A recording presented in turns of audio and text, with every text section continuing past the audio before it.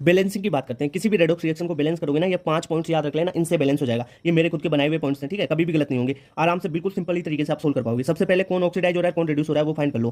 फिर उसके बाद में आप एन फैक्टर निकाल लो, एन फैक्टर निकाल के क्रिस क्रॉस कर दो, यानी एफ का और MnO4 का निकाला आपने, तो दोनों का इसका एन फैक्टर इससे मल्टीप्लाई कर दो, इसका एन फैक्टर इससे मल्टीप्लाई कर दो, क्रिस क्रॉस कर दिया। उसके बाद में जितने भी एटम्स है ना, हाइड्रोजन और ऑक्सीजन को छोड़ के उनको बैलेंस कर लो। उनको बैलेंस करने के बाद में आप ऑक्सीजन को बैलेंस करो। किससे ऑक्सीजन बैलेंस करोगे?